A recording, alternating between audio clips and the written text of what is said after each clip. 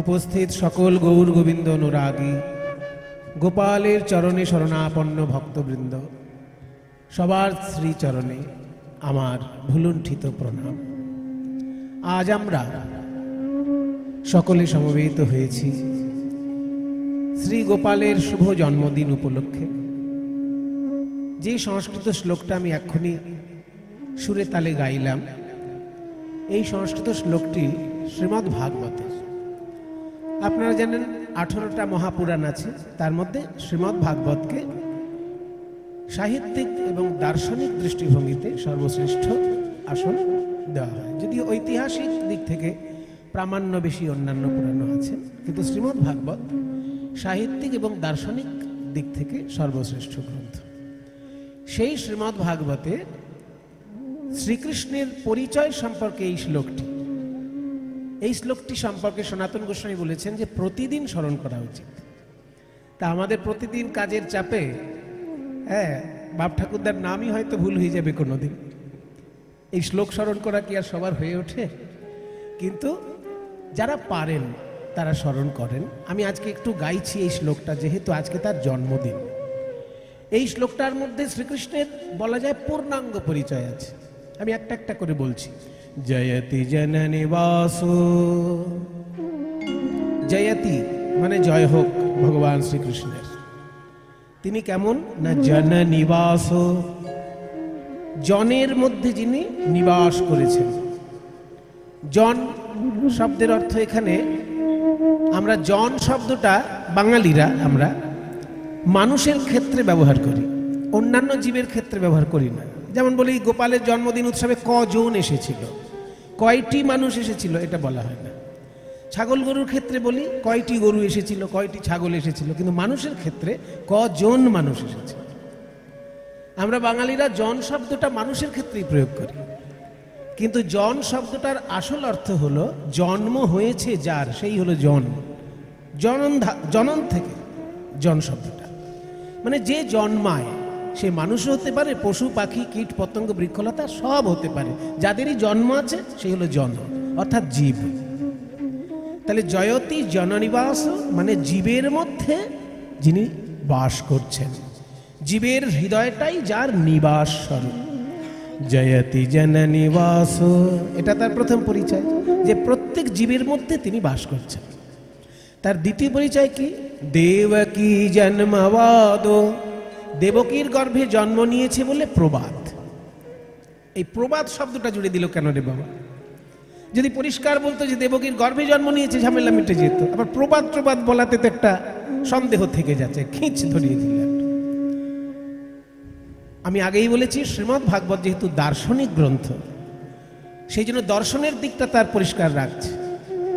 বলছে আমি বলবো না দেবকীর গর্ভে তার জন্ম, আমি বলবো দেবকীর গর্ভে জন্ম বলে প্রবাদ।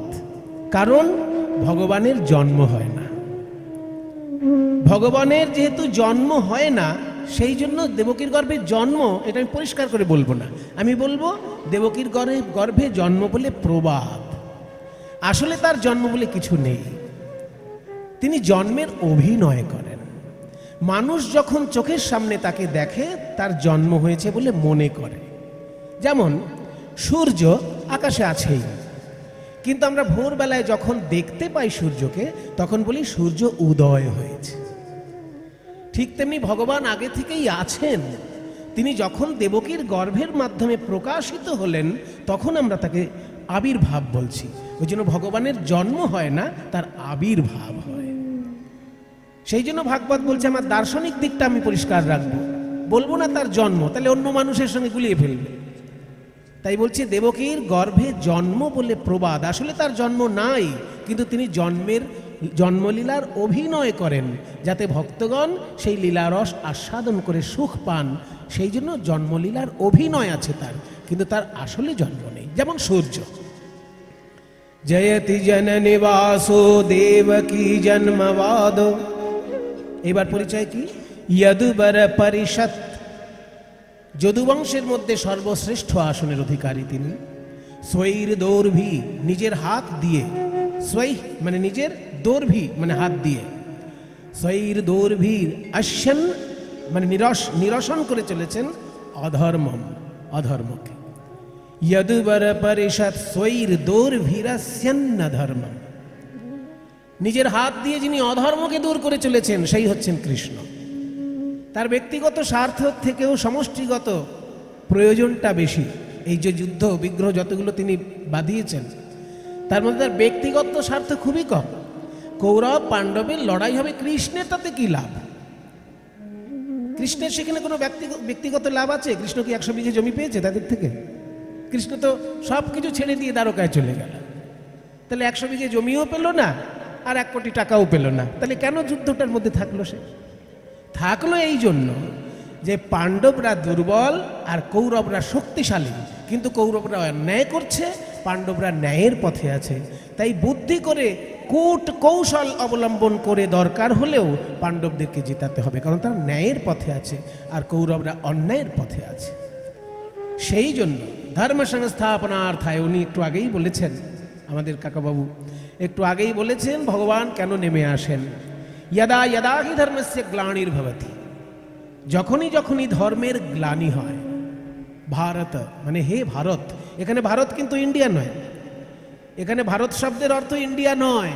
ভরত বংশে জন্ম বলে অর্জুনকে বলা হচ্ছে ভারত। হে ভারত মানে হে অর্জুন, যখনই ধর্মের মধ্যে গ্লানি নেমে আসে यदा यदा हि धर्मस्य ग्लानिर्भवति ভারত, এবং অভ্যুত্থানম অধর্মস্য, অধর্মের যখন অভ্যুত্থান হয় তদা তখন আত্মানম নিজেকে সৃজাম্যহম সৃষ্টি করি, নিজেকে সৃষ্টি করি। কারণ ভগবানকে কেউ অন্যজন সৃষ্টি করতে পারে না, ভগবান নিজেকেই নিজে সৃষ্টি করেন। ওই যে বললাম জন্মলীলার অভিনয় করেন। আত্মানম সৃজাম্যহম মানে নিজেকেই সৃষ্টি করি। কেন না পরিত্রাণায় সাধুনাম, সাধুদেরকে পরিত্রাণ করার জন্য। এখানে সাধু ও শব্দের ব্যাখ্যা আছে। সাধু মানেই আমাদের ধারণা মোটা মালা থাকবে, মোটা তিলক থাকবে, রং বেরঙের পোশাক থাকবে, ওটা সাধুর একটা রূপ। কিন্তু সাধুর আসল রূপ হলো সে জনগণের কল্যাণমূলক কোনো কাজের সঙ্গে যুক্ত আছে কিনা। কল্যাণমূলক কাজের সাধনা যেই করছে সে সাধু। তার তুলসী মালা নাও থাকতে পারে, কপালে তিলক নাও থাকতে পারে, জনকল্যাণের সঙ্গে সে যুক্ত আছে কিনা। জীবের কল্যাণমূলক যে কাজ সেই কাজের সঙ্গে যারা সাধনায় যুক্ত থাকেন এবং নিজের আধ্যাত্মিক উন্নতির সাধনায় যারা যুক্ত থাকেন তাকে বলে সাধক। বহুজন হিতায় আত্মনা মুক্তি অর্থম, নিজের মুক্তির জন্য এবং তার সঙ্গে বহুজনের হিত যাতে হয় এই কাজে যারা যুক্ত থাকে তারাই সাধক। তার গলায় মালা থাক বা না থাক, থাকলে ভালো, না থাকলেও কিছু যায় আসে না। এইরকম সাধুদের উপর যখন অন্যায় অত্যাচার নেমে আসে, সাধকদের উপর যখন অন্যায় অত্যাচার নেমে আসে, তখন ভগবান নেমে আসেন পরিত্রাণায় সাধুনা বিনাশায় চ দুষ্কৃতা, দুষ্কৃতীদেরকে বিনাশ করার জন্য এবং ধর্ম সংস্থাপনার্থায়। ধর্ম শব্দের অর্থ হচ্ছে দায়িত্ববোধ। শিক্ষক ঠিক করে শিক্ষকতা করবেন, ডাক্তার ঠিক করে চিকিৎসা করবেন, যে যে কাজের সঙ্গে যুক্ত, যে যে সেবার সঙ্গে যুক্ত, সেই সেবার প্রতি দায়িত্ববোধটাই ধর্ম। সেটা যখন নড়ে চড়ে যায় ভগবান এসে সমাজ আবার ঠিক করে দেন। তাই ধর্ম প্রতিষ্ঠা করার জন্য আমি নেমে আসি। সংস্থাপনার্থায়, ধর্ম সংস্থাপনার্থায়। তাই ভগবান শ্রীকৃষ্ণ অধর্মকে দূর করেছেন নিজের হাত দিয়ে যেখানে দরকার হয়েছে। ভগবান শ্রীকৃষ্ণ বাংলাতেও এসেছেন, কিন্তু বাংলার উপর দিক দিয়ে চলে গেছেন, মানে নর্থ, বাংলার যে উপর দিকটা ওই দিক থেকে চলে গেছেন আসামে। আসামে যখন খুব ভয়ঙ্করভাবে দৈত্য দানবের কাজ করছিল সেই সময় আসামে ভগবান শ্রীকৃষ্ণ এসেছিলেন। তিনি আসামে এসে সেই রাজ্যকে প্রতিষ্ঠা করে দিয়ে আবার শান্তি শৃঙ্খলা বজায় রেখে আবার ফিরে চললেন দ্বারকায়। তাই শ্রীকৃষ্ণ আবার আমাদের বাংলায় তখন একজন কৃষ্ণের জন্ম হয়েছিল, তার নাম আবার বাসুদেব, মানে পুণ্ড্রদেশে। পুণ্ড্রদেশ মানে বুঝতে পারছেন শিলিগুড়ি জলপাইগুড়ি ওই এলাকাটা। সেই পুণ্ড্রদেশে জন্ম নিয়েছিল বলে তার নাম ছিল পৌণ্ড্র বাসুদেব। সে আবার দাবি করেছিল মথুরার কৃষ্ণ আবার কি ভগবান, আমিই ভগবান, এই বলে অনেক অন্যায় অত্যাচার শুরু করেছিল। তারপরে সেই পৌণ্ড্র বাসুদেবকে শ্রীকৃষ্ণ এসে যুদ্ধে পরাজিত করেছিলেন। বেনারসে সেই যুদ্ধটা হয়েছিল। কাজেই যেখানে যেখানে অন্যায় হয়েছে, সে বাংলা হোক, আসাম হোক, আর মথুরা হোক, যেখানে হোক, বিহারেও তখন জরাসন্ধের পরাক্রম চলছে, বিহারে তখন জরাসন্ধের পরাক্রম চলছে, আর উড়িষ্যায় তখন শিশুপালের পরাক্রম চলছে। উড়িষ্যায় তখন অত্যাচার করছে শিশুপাল, বিহারে অত্যাচার করছে জরাসন্ধ। এই সব জায়গায় তিনি শান্তি প্রতিষ্ঠা করেছেন। তাই হাত দিয়ে অস্যান্ন ধর্মম, অধর্মকে তিনি দূর করেছেন। জয়তি জননী বাসুদেবকী জন্মবাদো যদুবর পরিষৎ স্বৈর দৌর্ভের্যসন্ন ধর্মম। এই পর্যন্ত বলা হলো। এবার দ্বিতীয় লাইন, স্থির চর বৃজিনাঘ্নম। স্থির চর বৃজিনাঘ্নম। স্থির মানে স্থাবর, চর মানে চলনশীল। এই দু রকমের জীব হয়, মানে আমরা যারা চলাফেরা করছি আমরা স্থাবর, আর গাছপালা তারা বেঁচে আছে কিন্তু চলাফেরা করছে না, তারা হচ্ছে স্থাবর। আমরা জঙ্গম আর গাছপালা হচ্ছে স্থাবর। আমরা জঙ্গম, গাছপালা স্থাবর। এই স্থাবর এবং জঙ্গম উভয় প্রকার জীবেরই তিনি মঙ্গল করেন। স্থির চর বৃজিনাঘ্নম সুস্মিত শ্রীমুখেন। এতক্ষণ যা বলা হলো সব বাহ্যিক পরিচয় বলা হলো। এবার তার একটা রসের দিক আছে, সেটাও ভাগবত গোপন রাখছে না। বলছে সুস্মিত শ্রীমুখেন, তার মুখের মিষ্টি হাসি দিয়ে ব্রজপুরবনিতানাম, বৃন্দাবনের গোপীগণের বর্ধয়ন, বর্ধিত করে চলেছেন কামদেবম, তাদের কৃষ্ণ প্রাপ্তির বাসনাকে। কৃষ্ণ প্রাপ্তির বাসনাকে যেন বর্ধিত করে চলেছেন মুখের মিষ্টি হাসি দিয়ে। ব্রজকবি গোপীর ক্ষেত্রে তার এই কাজ, আর জগতের ক্ষেত্রে তার হচ্ছে অধর্ম দূর করে ধর্ম প্রতিষ্ঠা করা, অন্যায়কে দূর করে ন্যায় প্রতিষ্ঠা করা। ইন্দ্র যখন ঝড় বৃষ্টি শুরু করে দিল, তখন বৃন্দাবনে শ্রীকৃষ্ণ নিজে গিরিগোবর্ধন ধারণ করে দেবতা ইন্দ্রের বিরুদ্ধে পর্যন্ত সেদিনকে সংগ্রাম করেছিলেন। তাই শ্রীকৃষ্ণের পরিপূর্ণ পরিচয় এই শ্লোকটি শ্রীমদ্ ভাগবতের। জয়তি জননী বাসুদেবকী জন্মবাদো যদুবর পরিষৎ স্বৈর দৌর্ভের্যসন্ন ধর্মম। স্থির চর বৃজিনাঘ্নম সুস্মিত শ্রীমুখেন ব্রজপুরবনিতানাং বর্ধয়ন কামদেবম। ব্রজপুরবনিতানাং বর্ধয়ন কামদেবম। ব্রজপুরবনিতানাং বর্ধয়ন কামদেবম। তাই আজকে আমরা ভগবান শ্রীকৃষ্ণের জন্মদিনে যেহেতু গান বাজনা করব, তাই বিরহের গান বাজনা আজকে খুব বেশি নয়, আজকে আনন্দের গান বাজনা। জন্মদিনের প্রসঙ্গ আছে এমন একটি লীলায় আজকে আমরা আস্বাদন করব। দেখা যাক কোন লীলা। গৌরচন্দ্রিকা শুনলেই বোঝা যায় যে কোন লীলা পরিবেশিত হতে চলেছে। তা আজকে গৌরাঙ্গ মহাপ্রভু আমার কৃষ্ণলীলার ভাবে ভাবিত হয়ে করেছেন কি, একটা নৌকার উপর কীর্তনের দল নিয়ে উঠেছেন। সুরধুনী তীরে যাইয়া, সুরধুনী মানে গঙ্গা, গঙ্গার তীরে গিয়ে নবীন নাবিক হইয়া, নতুন নাবিকের রূপ ধারণ করে সহচর মেলিয়া খেলায় সঙ্গীদেরকে নিয়ে খেলা করছেন। এই যে শত শত হাজার হাজার মানুষ খেলা করছে, কিসের খেলা? হরি নামের খেলা করছেন। চৈতন্যদেব কেমনভাবে নবদ্বীপে গঙ্গায় নৌকায় বিহার করছেন আর ভক্তকে উদ্ধার করছেন, জগৎবাসী মঙ্গল করছেন হরি সংকীর্তনের দ্বারা। এই পদের মাধ্যমে আমরা জানলাম আজকে কৃষ্ণলীলা যেটি হবে, নৌকায় বিহার করবেন রাধা গোবিন্দ। আমরা বৃন্দাবনে একবার যাই। বন্দে নন্দ ব্রজ স্ত্রীণাম পাদরেণুমভীক্ষ্ণশঃ यासां हरि कथोद्गीतं पुनाति भुवनत्रयम्। वन्दे नन्दो व्रजस्त्रीणां पादरेणुमभीक्ष्णशः हरि कथोद्गीतं पुनाति भुवनत्रयम्। নয়ন ভরি হ্যারো হরি নয়ন ভরি গোপী বল্লভ রাধা মদন মোহন।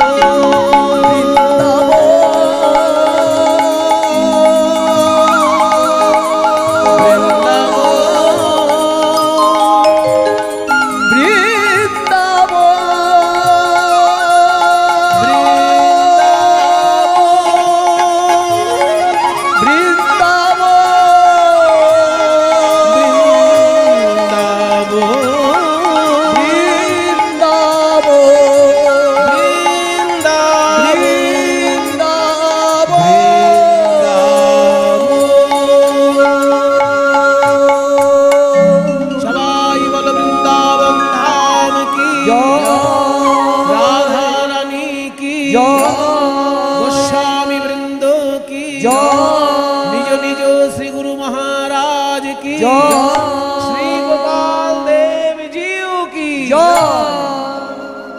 मधुमाय वृंदावन। जगन्नाथ स्वामी नयन पथगामी भवतु मे। जगन्नाथ स्वामी नयन पथगामी भवतु मे। जगन्नाथ स्वामी नयन पथगामी भवतु मे। जगन्नाथ स्वामी नयन पथगामी भवतु मे। महामधे स्थिरे कनकरुचिरे नीलशिखरे वसन् प्रासादान्तः सहजबलभद्रेण बलिना सुभद्रा मध्यस्थो सकलदेव सेवावसरदो। जगन्नाथ स्वामी नयन पथगामी भवतु मे। जगन्नाथ स्वामी नयन पथगामी भवतु मे।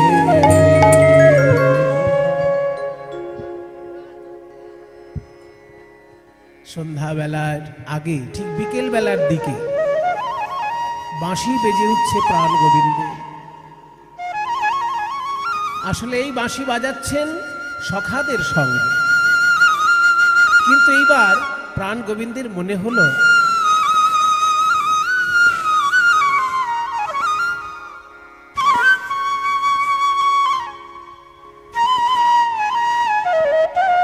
আমার বন্ধুরা আমার মুখের দিকে তাকিয়ে থাকে বাঁশি শুনলে।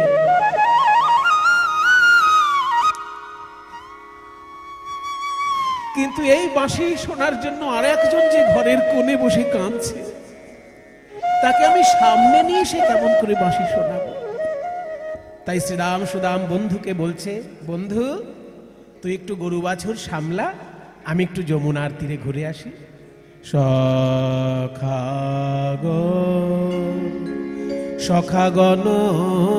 সঙ্গ ছড়ি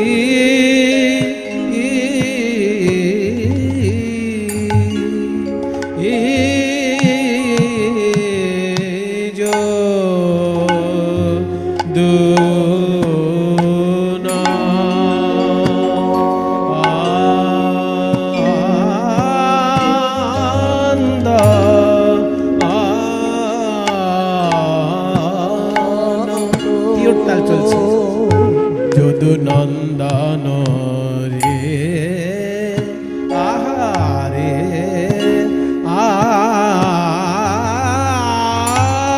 সখা গণ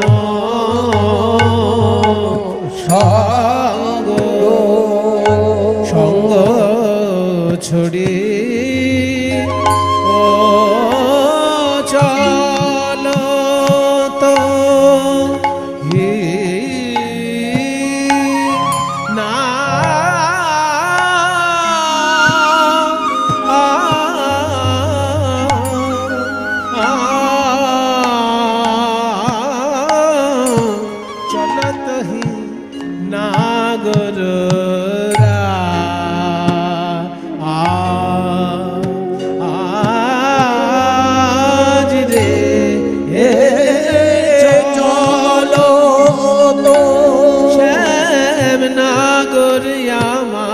চলিল ওরে যমুনার তীরে আলো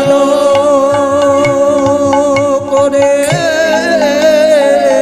নাগর আমার চলিল রে। যমুনার তীর আলো করে নাগর আমার চলিল রে। যাই রে শত ভঙ্গি করে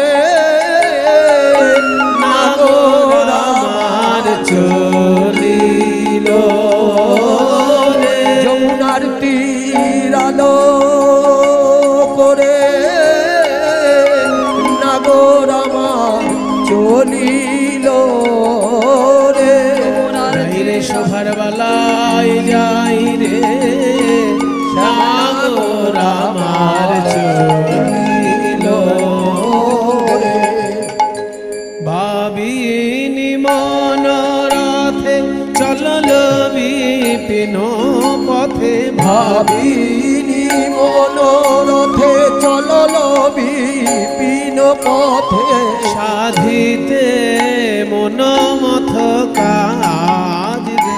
আহা মনি রে সাধি নাগর চলিল রে সাধি নাগর চলিল রে সাধি নাগর চলিল রে সাধি নাগর চলিল রে সাধি নাগর চলিল রে সাধি নাগর চলিল রে সাধি রে মনোমথ কাজ রে।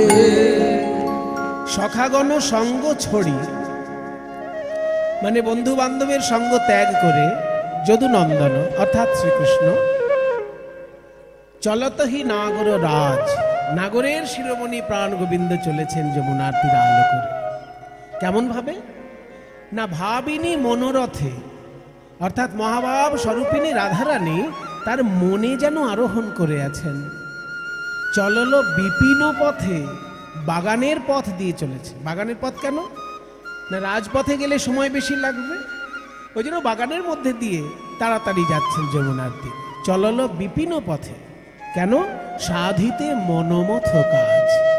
সেই যমুনায় নৌকা বিলাস করবেন বলে তিনি যমুনার তীরে চলেছেন। যমুনার তীরে এসে দেখছেন এই তো সেই যমুনা। এই যমুনাকে আমি কথা দিয়েছিলাম আমার জন্মদিনে, জন্মাষ্টমী। এই শুভ জন্মাষ্টমীর দিন যখন গভীর রাত, সকলে যখন নিদ্রাচ্ছন্ন, সতর্ক প্রহরী কারাগার দেখছে, কিন্তু তাদের চোখে নেমে এলো মায়া ঘুম।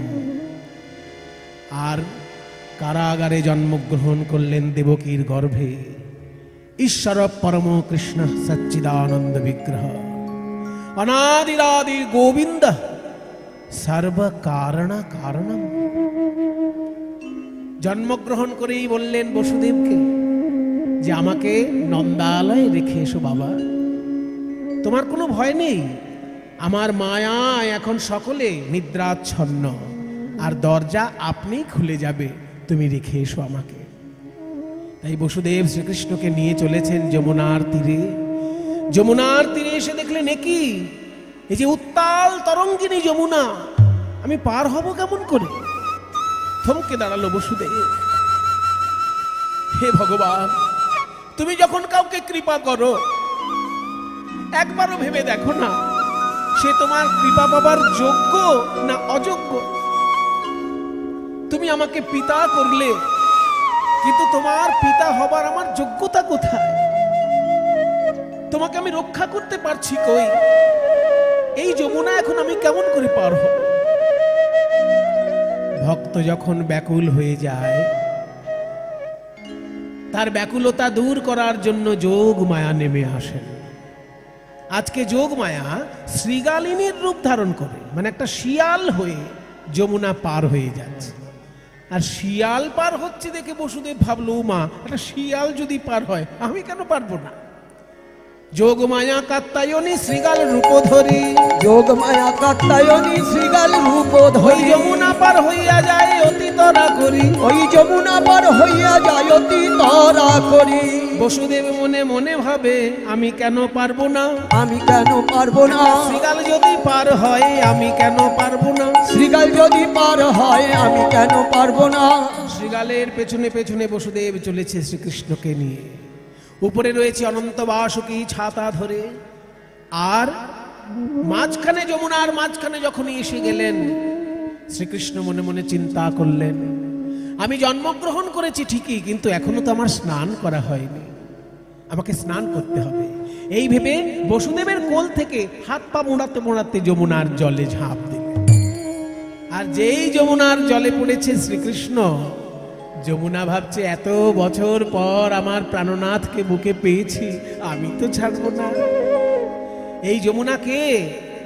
এই যমুনা হচ্ছে সেই গোলক ধামের অভিশপ্ত বিরজা নদী। সেই নদী রাধারানীর কাছে অভিশাপ পেয়েছিল, তাই জন্ম নিয়েছে যমুনা রূপে। এত বছর পর যখন গোবিন্দকে বুকে পেয়েছে যমুনা, বলছে আমি ছাড়িয়া নাহি কো দিব হে বধূ, ছাড়িয়া নাহি কো দিব হে বধূ, ছাড়িয়া নাহি কো দিব হে বধূ, ছাড়িয়া নাহি কো দিব হে আমার হৃদয় মাঝারে পরাণ যেখানে সেখানে লুকায়ে থব। আমার হৃদয় মাঝারে পরাণ যেখানে তোমায় সেখানে লুকায়ে থব। আমার হৃদয়ে মাঝে যেখানে প্রাণ আছে সেইখানে তোমাকে লুকিয়ে রাখবো। কৃষ্ণ বলে ওগো যমুনা, তুমি যদি তোমার হৃদয় মাঝে আমায় লুকাই রাখো তাহলে তো আমার চরণে পুষ্পাঞ্জলি দিতে পারবে না। যমুনা বলে হে গোবিন্দ, তোমার চরণে পুষ্পাঞ্জলি দিতে নাই বা পারলাম, হৃদয় মাঝে যদি তোমায় রাখতে পারি আমি নয়ন মুদেও তোমায় দেখতে পাবো। নয়ন মুদেও তোমায় দেখতে পাবো। তোমার উপাসনার মূর্তি খানি নয়ন মুদেও দেখতে পাবো। আমার উপাসনার মূরতি খানি, যে মূরতি দিবানিশি ধ্যান করি আমার সেই উপাসনার মূরতি খানি ওই দিবানিশি ধ্যান করি। আমার উপাসনার মূরতি খানি নয়ন মুদেও তোমায় দেখতে পাবো। শ্রীকৃষ্ণ বলে যমুনা, তুমি যদি তোমার হৃদয়ে আমায় লুকিয়ে রাখো তুমি চোখ বন্ধ করলেই আমাকে দেখবে, কিন্তু তুমি তো একা দেখবে।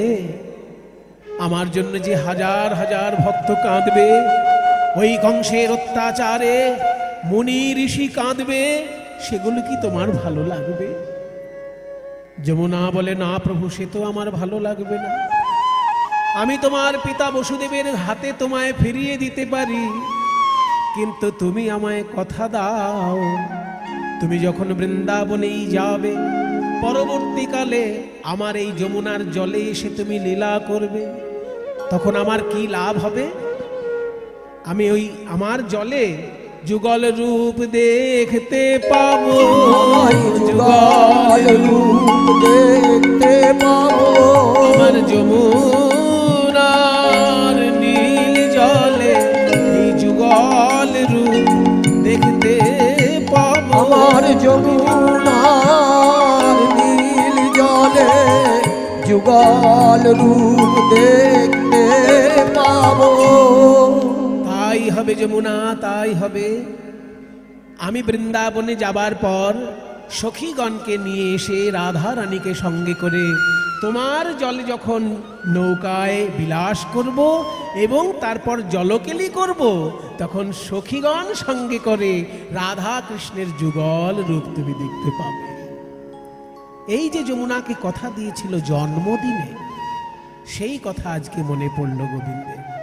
আমি তো এই যমুনাকে কথা দিয়েছিলাম যুগল রূপ দেখাবো, নৌকায় বিলাস করব, কিন্তু নৌকা কোথায়? নৌকা চালানো তো আমার কাজ নয়, আমাদের তো বাড়ির নৌকা নেই, তাহলে নৌকা পাই কোথায়? যোগ মায়ার শরণাপন্ন হলেন গোবিন্দ। হে যোগ মায়া কাত্যায়নী, মহামায়া তুমি মানুষের কাছে, কিন্তু আমার কাছে তুমি যোগ মায়া। এই লীলার জন্য এখন তুমি সুন্দর একটি নৌকা সাজিয়ে দাও যোগ মায়া। হাত জোড়ে করে স্তব করছেন যোগ মায়া কাত্যায়নীর।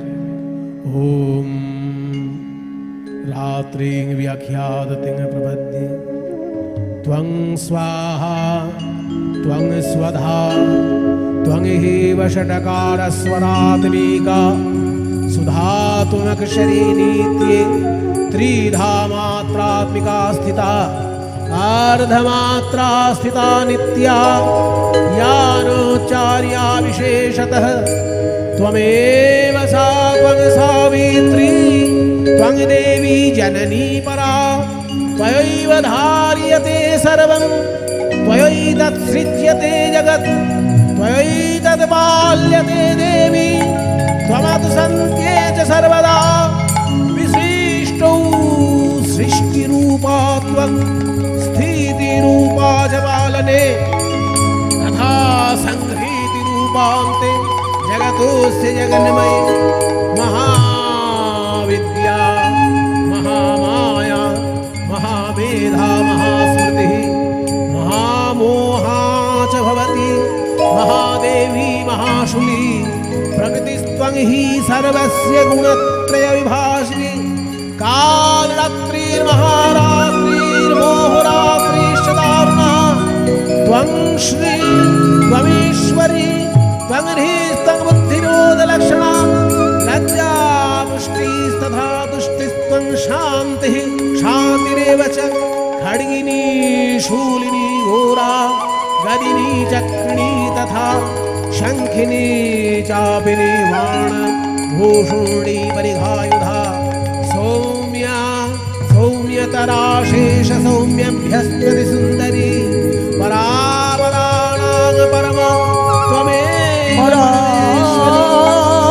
परानं परमा तमेव परमेश्वरी परापरानं परमा तमेव परमेश्वरी परापरानं परमा तमेव परमेश्वरी।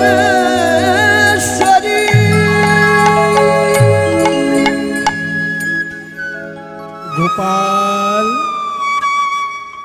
বলো আমি তোমার কি সেবা করতে পারি? মা, জগজ্জননী মা, তুমি এসেছো। এই মুহূর্তে আমার কাছে তো কোনো নৌকা নেই মা। এই যমুনার জলে আমার একটু নৌকা বিলাস করতে ইচ্ছা হয়েছে। তুমি কি আমাকে একটা নৌকা বানিয়ে দিতে পারবে? নৌকা তো দেব, কিন্তু সেই নৌকার কাণ্ডারি কে হবে? কাণ্ডারি আমি হব, তুমি কাণ্ডারি? তাহলে তো যেমন তেমন নৌকা দেওয়া যায় না গোপাল। তুমি যদি হও কাণ্ডারি তবে আমি হব দেহতরী। তুমি যদি হও কাণ্ডারি আমি হব দেহতরী। আমি ভাসিব যমুনার জলে, আমি ভাসিব যমুনার জলে।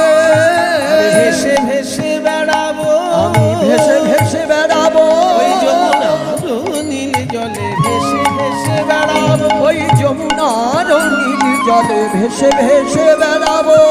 রাধা শ্যামে বক্ষে লয়ে ভেসে ভেসে বেড়াবো। রাধা শ্যামে বক্ষে লয়ে ভেসে ভেসে বেড়াবো। রাধা শ্যামে বক্ষে লয়ে জয় রাধে গোবিন্দ বলে। রাধা শ্যামে বক্ষে লয়ে রাধে গোবিন্দ ওই রাধা শ্যামে বক্ষে লয়ে রাধে গোবিন্দ ওই রাধা শ্যামে বক্ষে লয়ে রাধে গোবিন্দ বলে। রাধা শ্যামে বক্ষে লয়ে ভেসে যে বেড়াবো। আমি ভাসিব যমুনার জলে ওই রাধা শ্যামে বক্ষে লয়ে ভাসিব যমুনার জলে।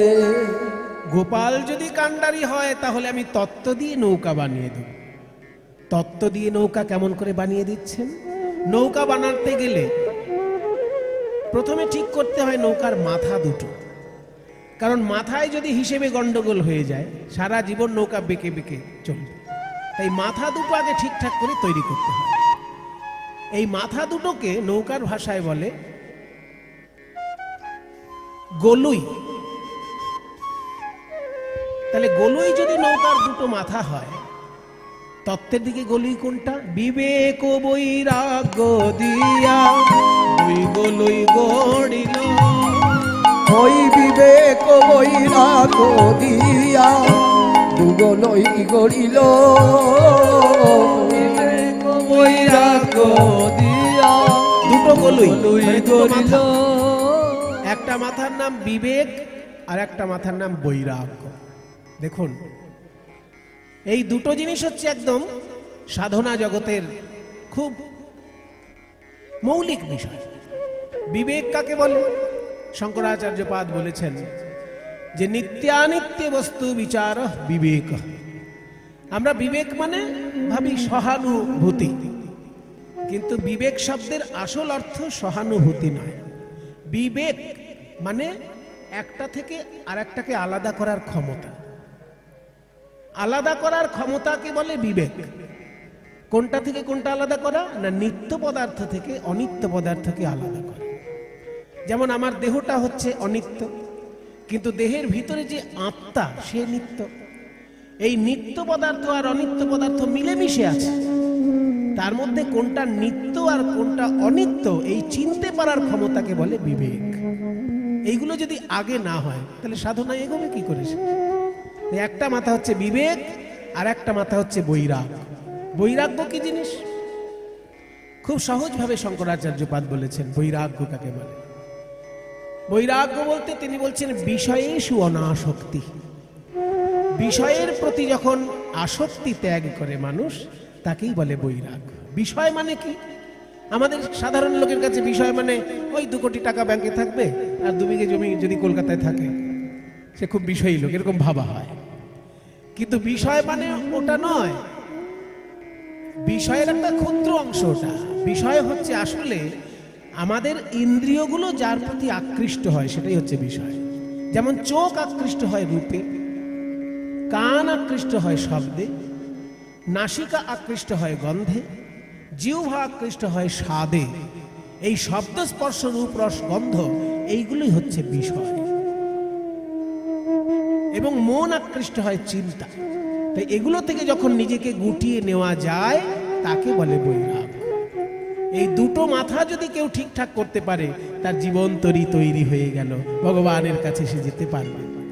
আর মাঝ বরাবর যে ধনুকের মতন কাঠটা থাকে সেটা কি? দাঁড়া। ধৈর্য দাঁড়ার উপর খাড়া করিল, ধৈর্য দাঁড়ার উপর খাড়া করিল, বলি প্রাণে ধৈর্য থাকা চাই, প্রাণে ধৈর্য থাকা চাই। ভজবে যদি প্রাণের কানাই ধৈর্য থাকা যায়, ভজবে যদি প্রাণের কানাই ধৈর্য থাকা চাই।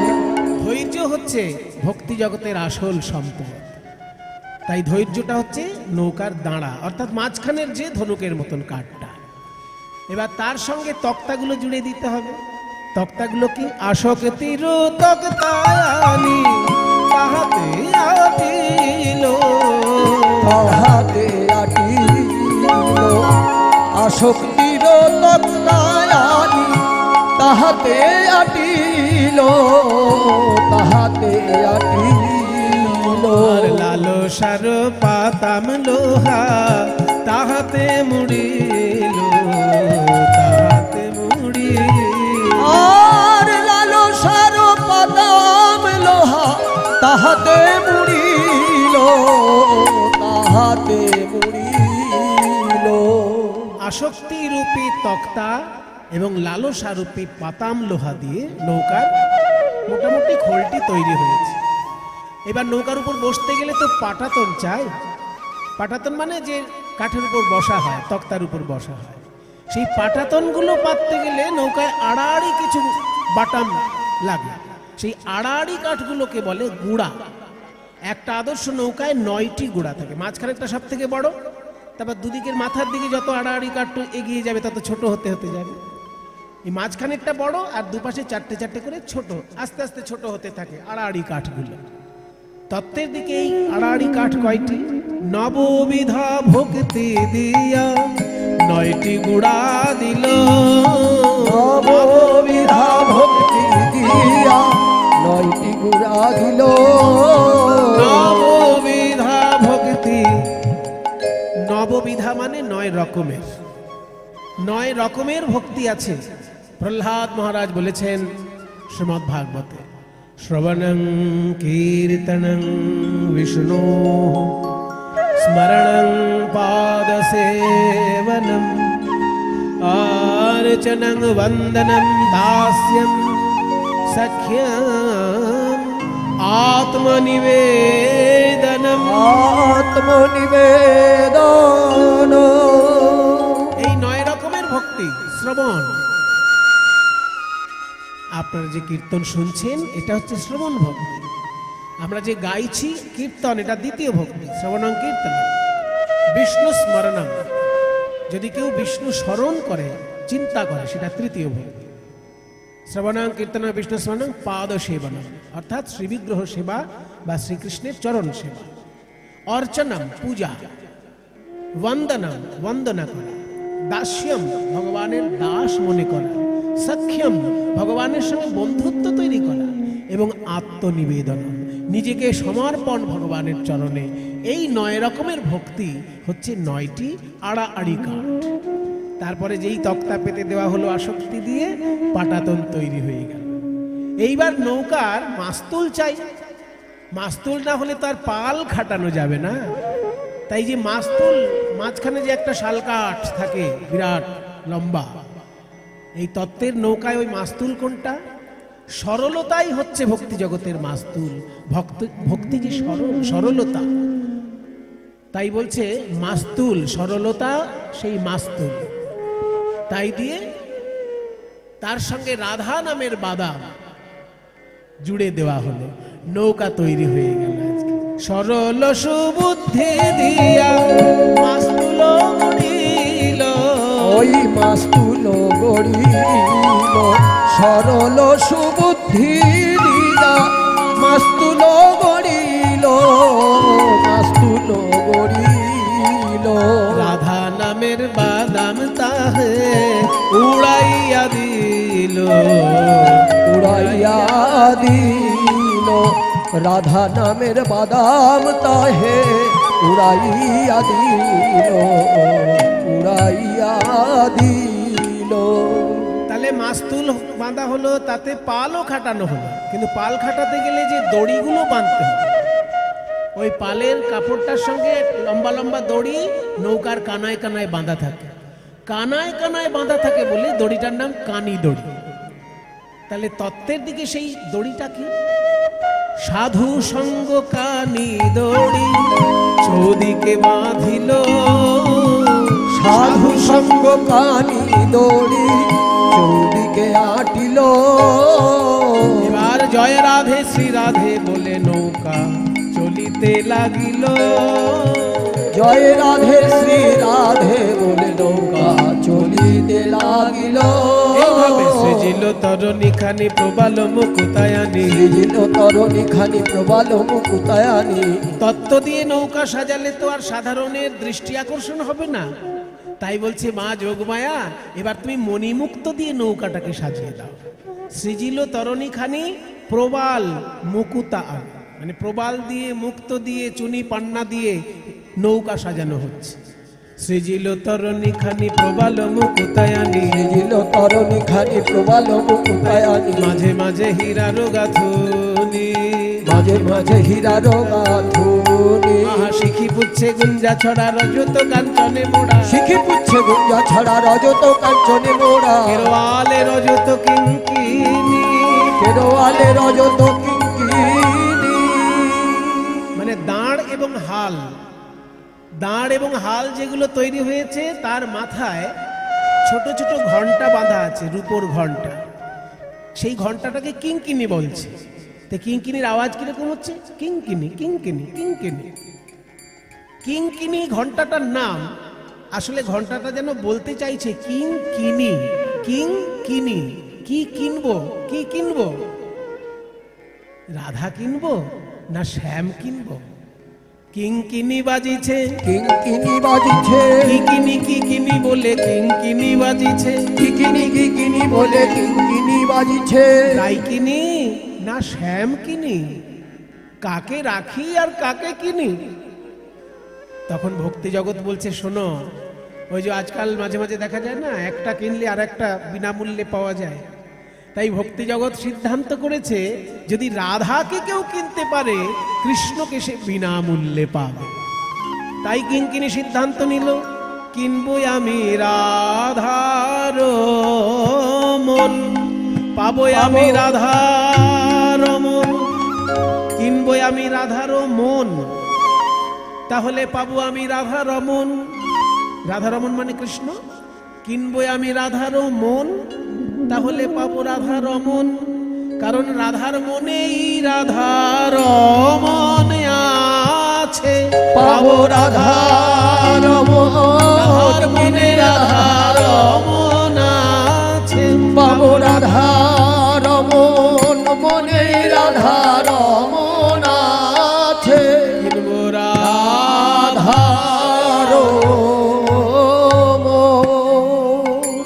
সুন্দরভাবে নৌকাটি সাজানো হয়েছে। এইবার প্রাণ গোবিন্দ বংশীধ্বনি করছেন, ব্রজগোপীর কানে গিয়ে যেন শ্রীকৃষ্ণের বাণী শুনিয়ে দেয় ওই মধুর মুরলী।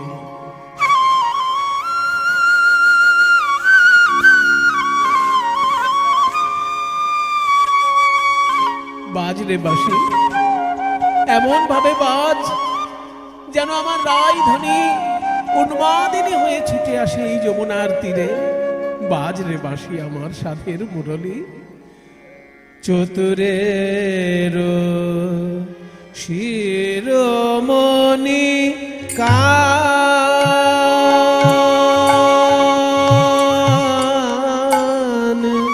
চতুরের শিরোমণি কান,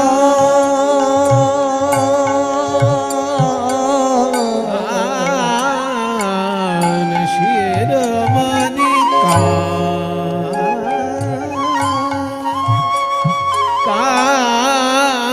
চতুরের শিরোমণি কান, চতুরের শিরোমণি কান। কি করলেন গোবিন্দ? হে রি যমুনা জল শ্যামের মন মত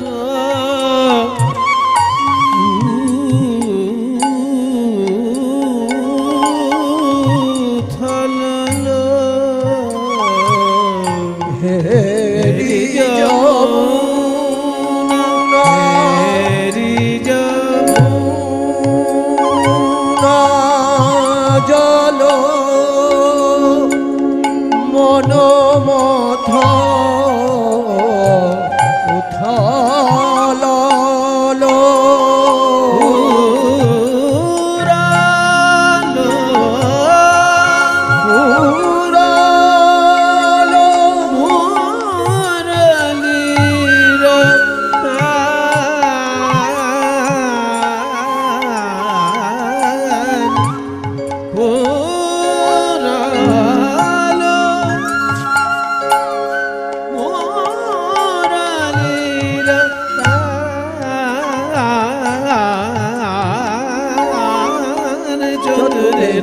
শিরোমণি কান,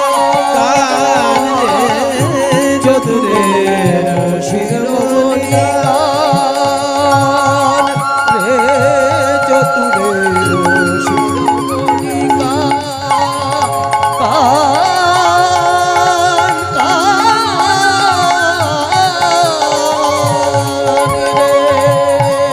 রে চতুরের শিরোমণি কান।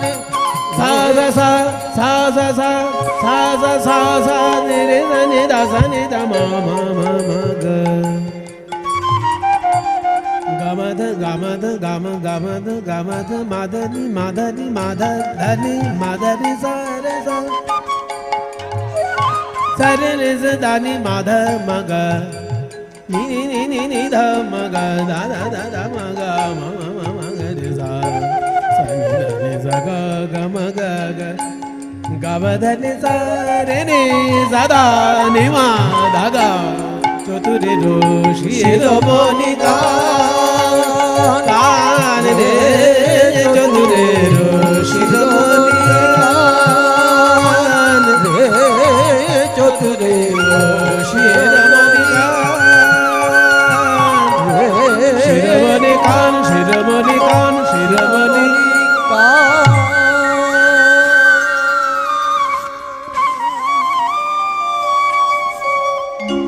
পদকর্তা বলছেন চতুরের শিরোমণি কান, কান মানে কৃষ্ণ, কানহা সেখান থেকে কান।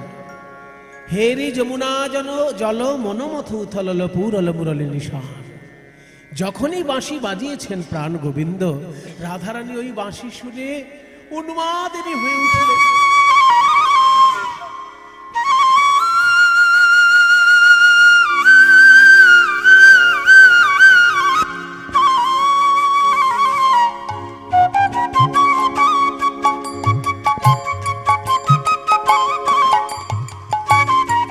বাজিস না রে বাঁশি, বাজিস না ওইভাবে বাঁশি, বাজিস না। ব্যাকুল হয়েছে রাইধনির মন। আর সেই সময় এসে দাঁড়ালেন যোগ মায়ার আর এক রূপ বড়ি মায়। বৃন্দাবনের সব থেকে বয়স্ক তিনি, তাই সবাই তাকে খুব মানে। রাধারানীর সঙ্গে তার নাতনির সম্পর্ক, তাই বলছে ও নাতনি এত দুঃখ কিসের, কাঁদছিস কেন? ও বুড়িমা, কেমন করে আমি প্রাণনাথকে পাই একবার বলে দাও। আচ্ছা, তোর ওই প্রাণ গোবিন্দের কথা মনে পড়েছে? যমুনায় আজকে বাঁশি বাজাচ্ছে নৌকা সাজিয়ে নিয়ে, তোর জন্য অপেক্ষা করছে ওই রসের নাগর। দাঁড়া, তোর জন্য তোর শাশুড়ির কাছ থেকে অনুমতি নিয়ে আসে। তাই শাশুড়ির কাছে এসেছে। জটিলা, জটিলা হচ্ছে রাধারানীর শাশুড়ি। জটিলে, বলো মা। বলছি বড় লোকের মেয়ে অর্থাৎ রাজকন্যা রাধাকে বৌমা করে বানিয়ে বাড়িতে এনেছিস, এই ভাঙা ঘরে রাখবি বলে? কি করব বুড়িমা? কি করবি মানে? পয়সা কোথায় থাকে জানিস না? শাস্ত্র কি বলেছে পয়সা কোথায় থাকে? শাস্ত্র বলছে পয়সা কোথায় থাকে জানো? বাণিজ্যে বসতে লক্ষ্মী। পয়সা তিন জায়গায় থাকে আর এক জায়গায় থাকে না। তিনটে জায়গা বলছে শাস্ত্র। বাণিজ্যে বসতে লক্ষ্মী, বাণিজ্যে লক্ষ্মী বাস করে। তদর্ধং কৃষি কর্মণি, তার অর্ধেকটা বাস করে চাষবাসে।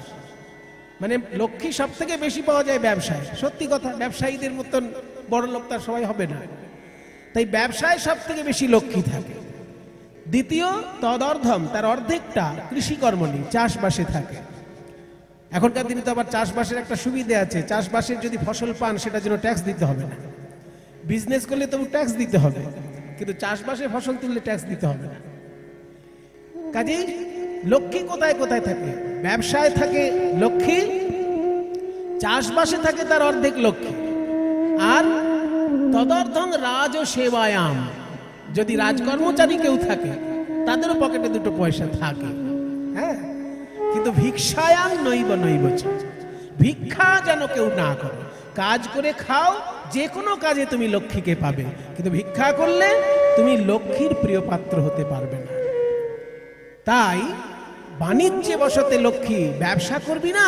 দধি দুগ্ধ ঘৃত গোল আজকে চড়া দামে বিক্রি হচ্ছে, চল তুই চল। জটিলা বলে আমি পুরী মানুষ, আমি কি যেতে পারি? বলে তাহলে তোর মেয়েকে পাঠা। বলে বাবা আমার মেয়ের নাম কুটিলা, ওর নাম যেমন স্বভাবও তেমন। ও যদি হাটে যায়, যে ঝগড়া জানে না তাকে ঝগড়া শিখিয়ে দিয়ে বাড়িতে আসবে। বলবো এত ঝগড়াটি মেয়ে তো, তো ছেলেকে পাঠা। বলে ছেলে আমার সবসময় মা কালীর মন্দিরে বসে থাকে, কোথাও যেতে চায় না। বলে তোদের ঘরে কি কেউ নেই ব্যবসায় যাবার মতো? একজন আছে বুড়িমা, আমাদের বৌমা আছে। বলে তাহলে তোর বৌমাকেই দে, তাকে নিয়ে ব্যবসা করে আনি, যা লাভ হবে সব তুই পাবি। তাই রাধারানীকে অনুমতি নিয়ে চলেছেন বুড়িমা।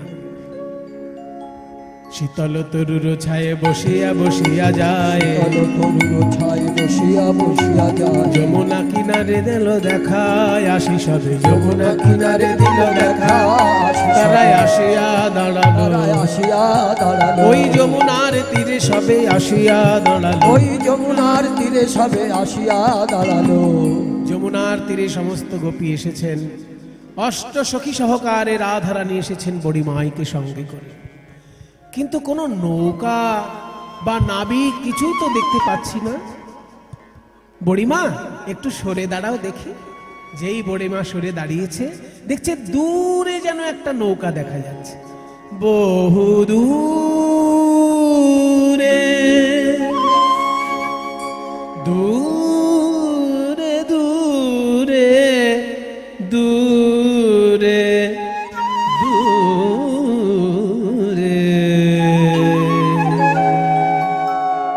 আরে বাবা, তখন থেকে দূরে দূরে করছিস, কি দেখছিস বলবি তো?